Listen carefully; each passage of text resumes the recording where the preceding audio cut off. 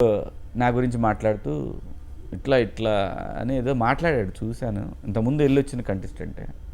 నాకు అనిపించింది వీళ్ళు మారరు, ఇంతే, ఈ క్యారెక్టర్లే ఇంత. కింద కమెంట్స్ చూస్తే అదే మాట అందరూ, నీకు అంత లేదు. సో నేనేమంటా అంటే మనం పిచ్చోళ్ళని చేస్తున్నామని ఎప్పుడు అనుకోవద్దు జనాన్ని. పిచ్చోళ్ళని చేస్తే బిగ్ బాస్ని బయటకు వచ్చిన తర్వాతనే దొరికిపోయారు, నా షోలో అయితే దొరికిపోయారు. నేను అదే చెప్తున్నాను, మనం ఎంత యాక్ట్ చేసినా దొరికేస్తాం. అక్కడ కూడా దొరికేస్తామండి, అక్కడ కూడా దొరికేస్తాం. బ్యాడ్ లక్ ఏంటంటే ఆ సీజన్స్లో 24 అవర్స్ లేకపోవటం. 24 అవర్స్ ఉంటే ఇప్పుడు సపోజ్ నాకు ఫాలోవర్స్ ఉన్నారు అనుకుందాం, నేను పెద్ద టీంను పెట్టాను ఇక్కడ, ఈ టీంను పెట్టేసి చేపిస్తున్నాను అనుకోండి, వాళ్ళకి దొరికేస్తాయి వీడియోలు. ఆపోజిట్ చాలామంది ఇప్పుడు సపోర్టర్స్ ఉంటారు కదా, వాళ్ళకి దొరికేస్తాయి ఈ వీడియో. అదే జరిగిందిగా, గెలిచిన తర్వాత ప్రశాంత్కిను అమర్దీప్ ఫ్యాన్స్ మధ్య గొడవ, అతను పాపం జైలుకి వెళ్ళి వచ్చి వాళ్ళు ఉంటారు కదా, వాళ్ళు మన క్యారెక్టర్స్ని బయట పెట్టేస్తారు. సో కాబట్టి అలా చేయటానికి నేను వచ్చిన తర్వాత చూశానండి, చాలా ట్రై చేశారు. ఇంకోటి కూడా ఏంటంటే మూర్తి గారు, కొంత ఈ సీజన్లో కూడా నేను వచ్చిన తర్వాత చూసాను, అన్ని ఎపిసోడ్లు అంటే వీకెండ్ ఎపిసోడ్లు అన్నీ చూశాను. ఎందుకో తెలీదు, ఒక 2 వీక్స్ నన్ను విలన్ చేయడానికి ట్రై చేశారు, వర్కౌట్ అవ్వాలా. దాని కింద కామెంట్స్ కూడా ఉంటాయిగా. సో ప్రజలందరూ నా వైపే ఉన్నారు. ఇంకో గ్రూప్ ఏదో స్పా గ్రూపా, వాళ్ళు కాదు పాప, వాళ్ళు కాదు బయట ఉన్నవాళ్ళు. లేదు, బిగ్ బాసే నన్ను విలన్ చేయడానికి ట్రై చేశాడు. నేను అప్పుడు కూడా హౌస్లో కూడా నేనేమే వెనక్కిపోలేదు, ఎందుకంటే నేను తప్పు చేయనప్పుడు నా స్క్రీన్ టైం తగ్గింది. అక్కడ నా స్క్రీన్ టైం కూడా తగ్గించారు. ఎందుకు? సో అటువంటప్పుడే ఇప్పుడు మీరు అన్నారు చూసారా, గొప్ప షోని ఒక్కోసారి కొంతమంది వ్యక్తులు తప్పులు చేస్తే షో మీద పడుతుంది. తప్పులు చేయకండి అని రిక్వెస్ట్ చేశాను నేను. నాగార్జున గారు లేకపోతే నిజంగా చెప్తున్నా కదా, తెలుగు బిగ్ బాస్ షో లేదు. ఇది కూడా రాసుకోవాల్సిందే. నాగార్జున గారి తప్పు ఇంత కూడా ఉండదు. ఎందుకంటే ఇది ఎవ్రీథింగ్ వాళ్ళు రివ్యూ, ఈయన చేసేది రివ్యూకి వాళ్ళు ఇచ్చే పాయింట్స్ని బట్టే ఉంటుంది, ఇన్పుట్స్ ఇస్తారు కదా, ఇన్పుట్స్ని బట్టే ఉంటుంది.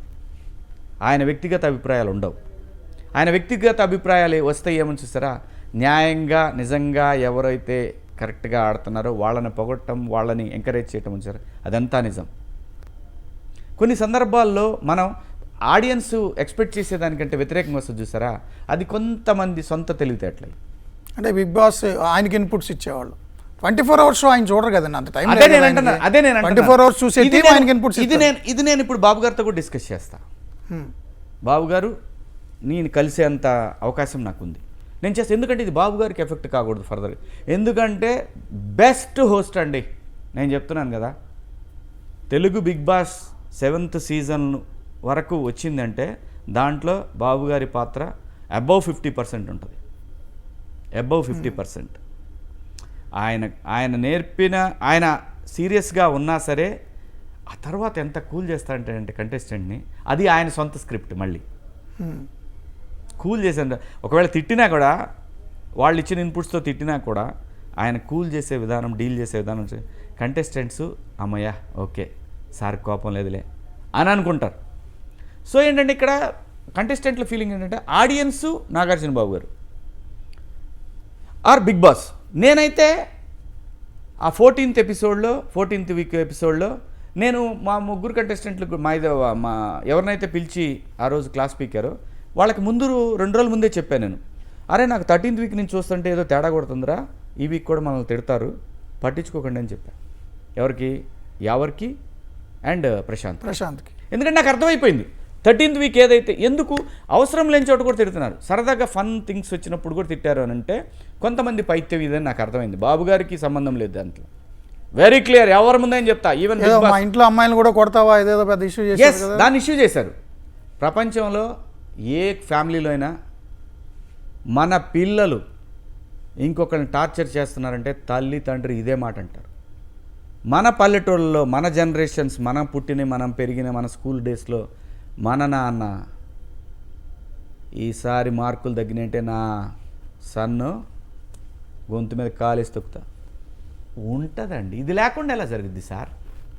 ఇది లేకుండా ఎలాగా? కానీ దాన్నే పెద్ద ఇష్యూ చేశారు కదా. చేస్తే ఏమైంది?